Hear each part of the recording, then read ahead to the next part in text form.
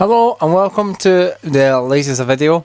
This video will be about the Champions League draw for 2013 to 2014. This year's draw was held and we now have the groups sorted from groups A to H. What I'm going to do is just talk about the groups and give you my relative opinion on who will qualify from those groups. There's some rather unusual teams that are through here, so I'm going to do my best to actually show you these teams and give you a rundown on the best players they're in.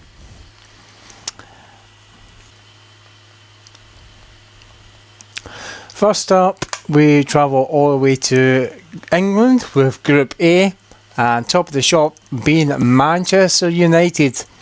Manchester United usually play that whole 4-4-2 diamond system in their team. They have those exceptional talents, young talents like Raphael, and at the moment they're playing Ferdinand and Vidic, so you can't think of any better combination of centre backs in the world than Ferdinand and Vidic. They have been there, done that, bought the t-shirts.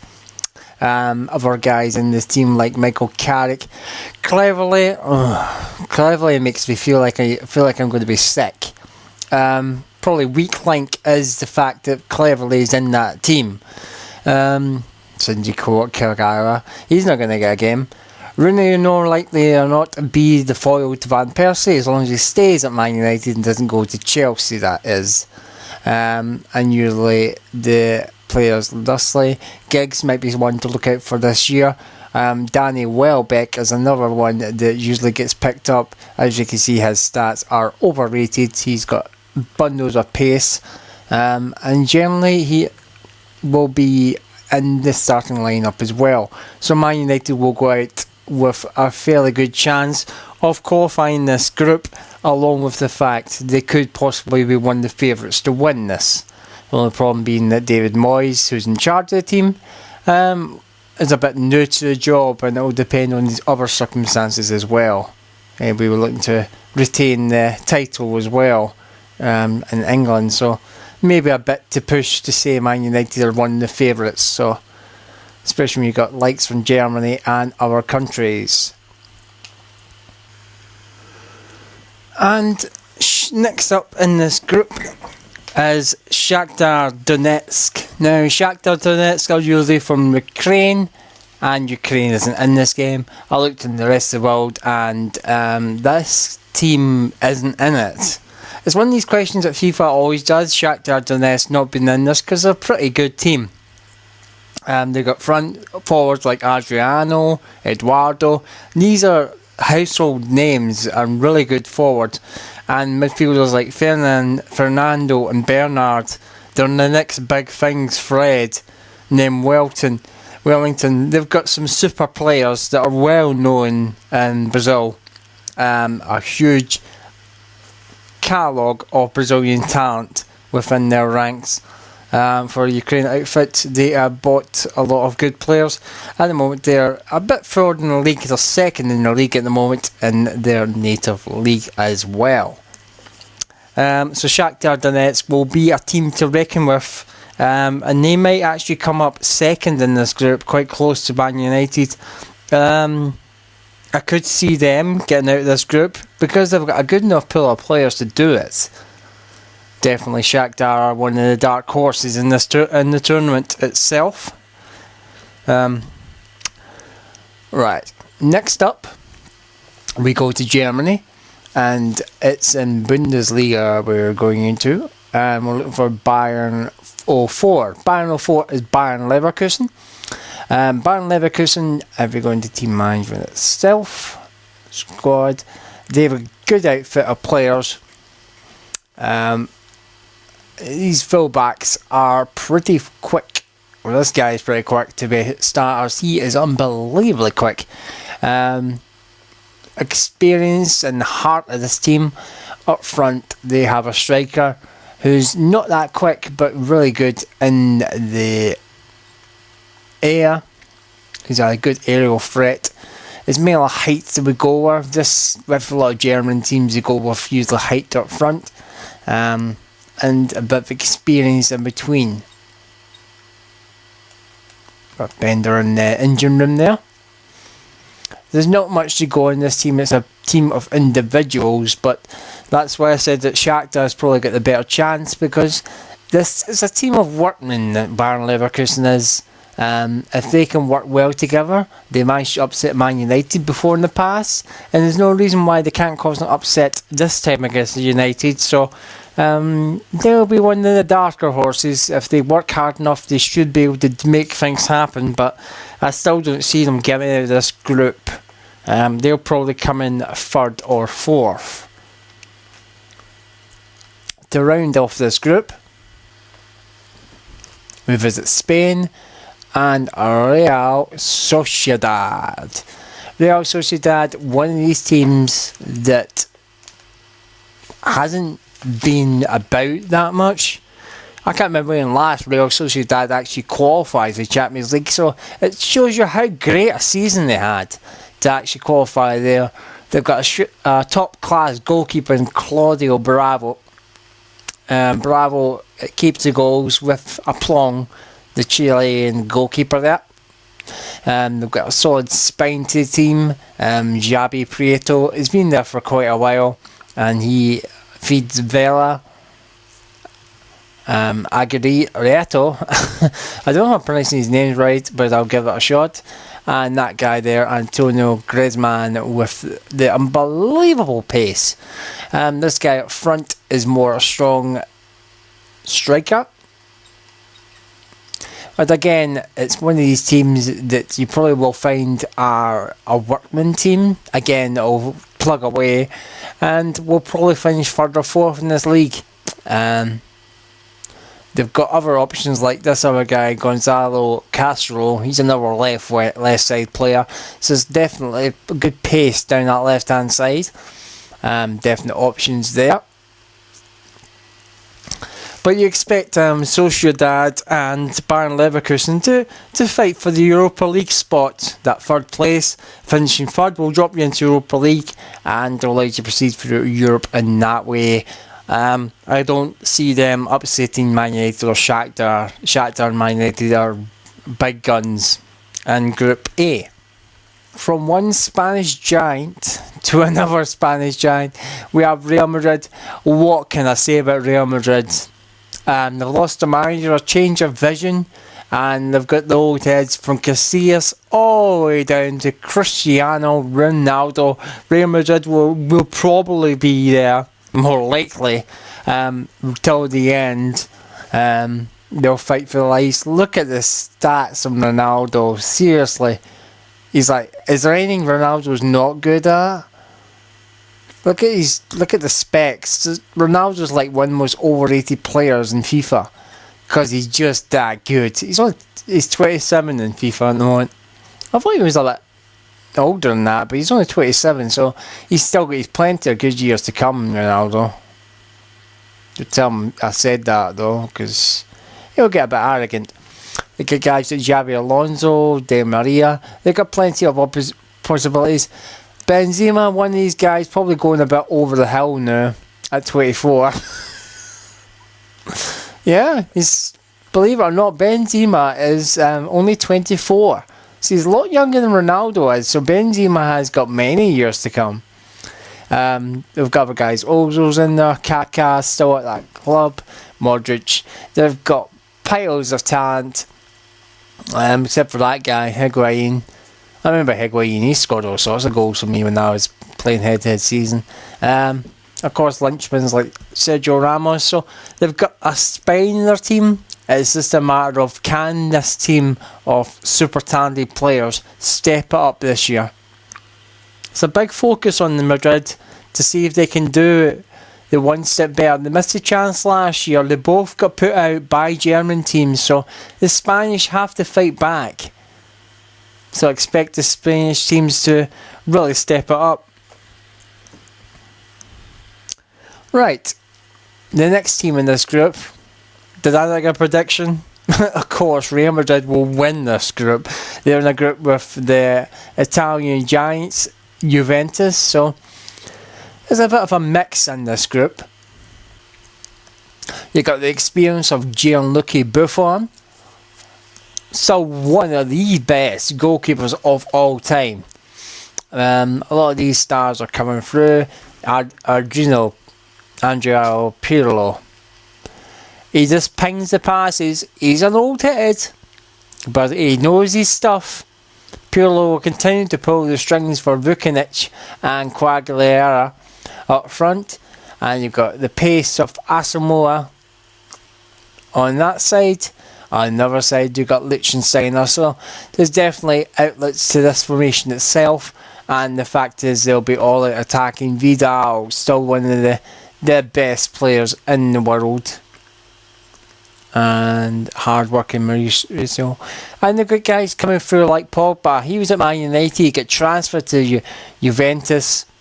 And he's still one of the coming-up talents. To expect to see these guys to start improving.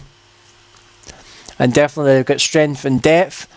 Nicolas Anelka's went back to Juventus. I think he's left Juventus now. He's actually at West Brom now. But Nicolas Anelka at the moment, one of these players. So they've definitely got quite a few players in here that can cause something to happen. Nicholas Bednar. So expect Juventus to give Real Madrid a wee battle, but they should come second in the group. No, you would expect Juventus to come second. They're usually quite solid, but there is another team in this group from Turkey that probably will say otherwise, because the other team in this group is actually Galatasaray. Are we in here? Yeah, we are. You know, Galatasaray has the... Galatasaray has the man up front himself, Didier Drogba.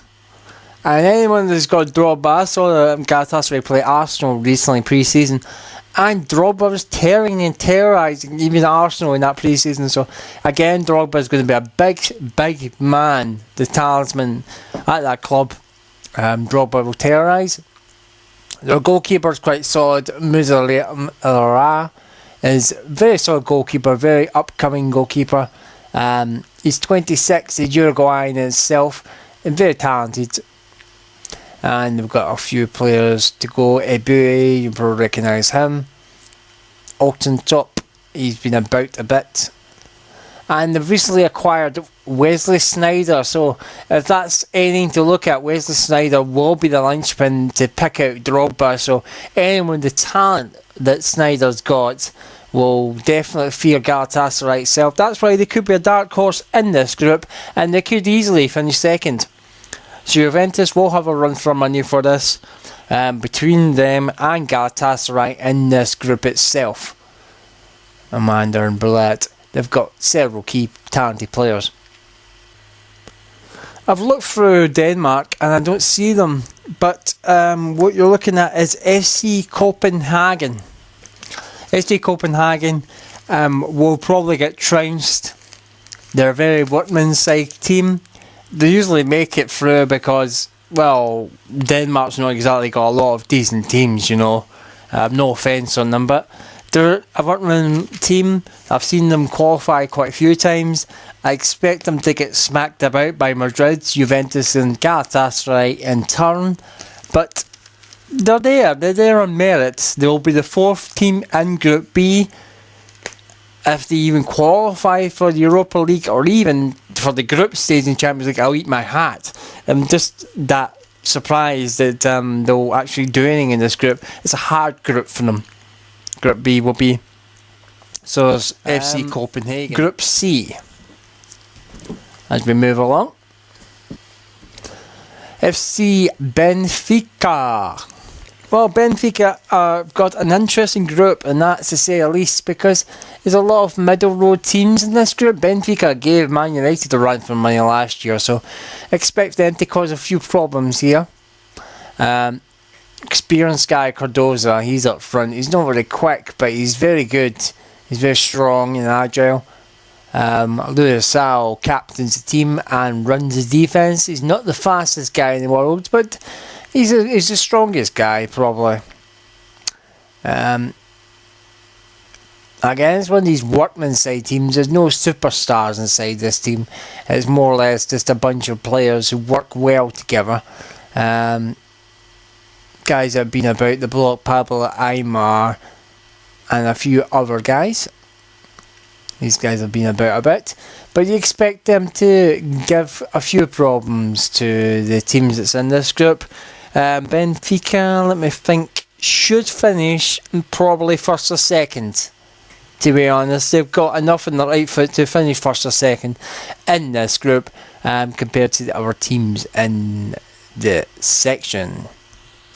The next team we're going to look at as we move our pointer and indicator to France is your big spending money bags team of Paris Saint-Germain. Even David Beckham went there.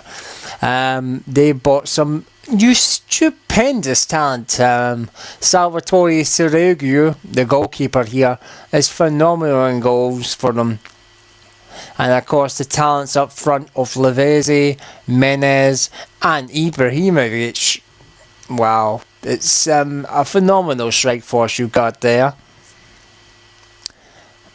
There's other talented players that sit in the middle of the park and do the business. Matuidi and Pastore worked their way there. And of course at the back you've got experience of Thiago Silva and Alex. This team will shuttle past anyone that's in front of them. Even guys like Lucas here, he should be in the team. I don't get why he's on the bench here, but he should be in the team. He's just that good. They've got plenty of talent. This guy's a young upcoming talent, Clement Chantomi, but there's that many players here that could fit into this team and quite frankly give anyone a run for their money. PSG should finish this group winning the group, technically with the money and support they've got behind them, but they might just come second. But I do expect them to qualify from this group. They've got enough money put into their team, enough talent and experience in the outfit that they should get far in this tournament. Paris Saint-Germain, one of these teams to look out for. Again, a dark horse like Shakhtar Donetsk. Right. Next along in Group C, Olympiacos, so we're going to Greece.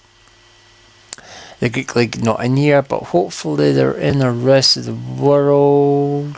Yes, they are. Here we go.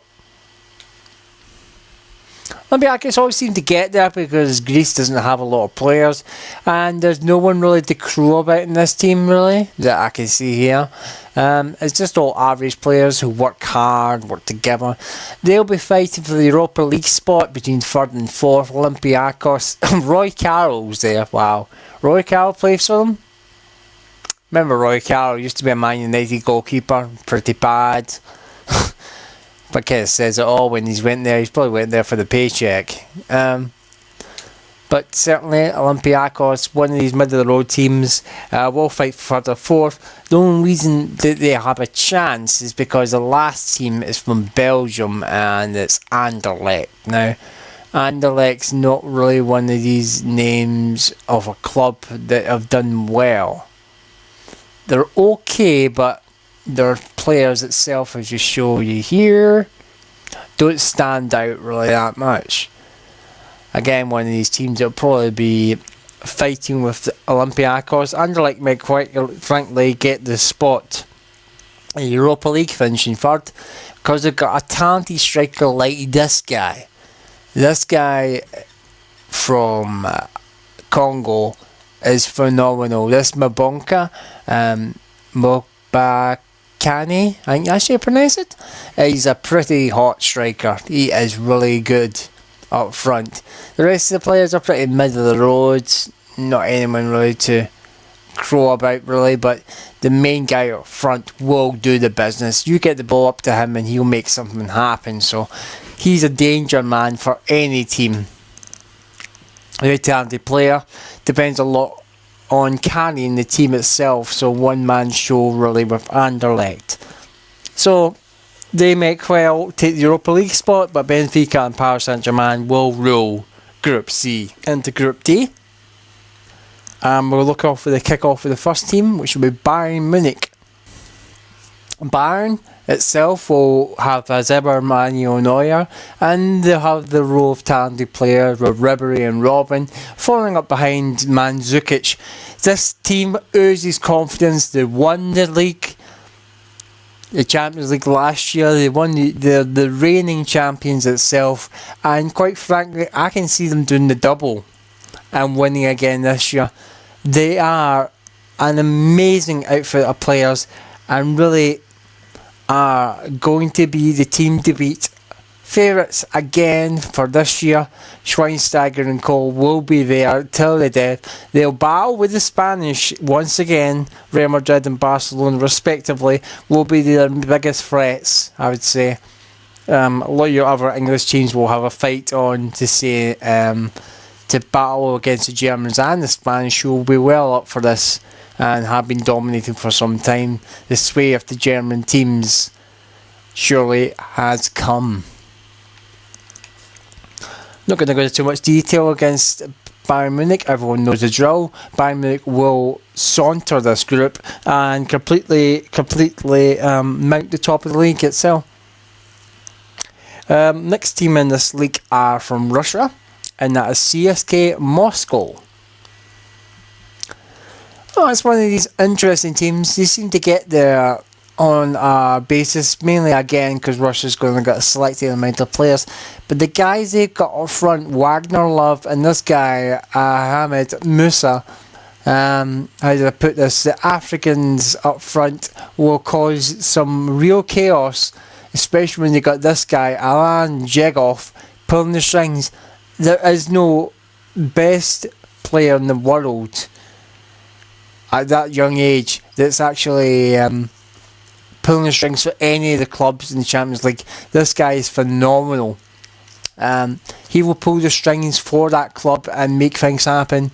With guys like Tosic, this is a dark horse. They could quite easily get into second place in this group, and they'll be fighting it out with Man City to get that spot, because this team have a wealth of talented players up front. Other players in their team maybe not so. Akin Thief, the goalkeeper, and some of the other guys are rather basic players. That's probably the best word I can put. Nothing that to write home about. But when you got backups like Honda there, who's struggling to even get in the team, you can tell they've got some up-front guys who will mean the business. As Doumbé. So you got lots of players. They could play up front. They could really terrorise opponents. Moscow have definitely got attacking options. That's why I think that Moscow will actually finish second in the group. Now if we go to England, like I said, we have Man City. Man City are in this group, which is rather bad news, because they're in that group with Bayern Munich. And that's a big problem for them, because Bayern Munich are going to dominate this group as reigning champions, and they'll have a bit to go. Man City all still trying to find their feet under new management. They may have guys like Aguero, Silva, and of course Company at the back. Hearts having a shaky start this season and been pretty poor, I have to say. Guys like Gareth Barry and Milner won't be in the team, or Nasri, so they have filled out, and they've also shipped Tevez off to Juventus. So Man City should finish third in this group. It may upset people who say that Man United will qualify and Man City won't qualify, but I don't think Man City are good enough to beat Moscow. CSK Moscow are a good side, and if Man City can't wake up and smell the coffee, then Moscow's going to walk all over them, and City will end up in Europa League again. Just my thoughts. Don't shoot the messenger, that's just my opinion. And rounding off Group D, if we go back to the Czech Republic, of course the Czech Republic isn't in FIFA, but this team that rounds it off is called Victoria Plzeň. Now, it's probably the first time they've ever qualified for the Champions League, but this team will not let people walk over them. But when they're in a group with Bayern Munich, Moscow and Man City, you might find Victoria Pilsen gets annihilated left, right and centre. They're from the Czech Republic, they're not very well known, and this being their first time they've ever qualified, I can find they might have a few wee problems there against some of the best in Europe. Victoria Pilsen will round out the group, but I don't expect any shocks from them, and quite frankly I expect them to finish bottom in the group and be totally kicked out of Europe. I'm sorry if you're a Pilsen fan, but I'm afraid that's just my viewpoint.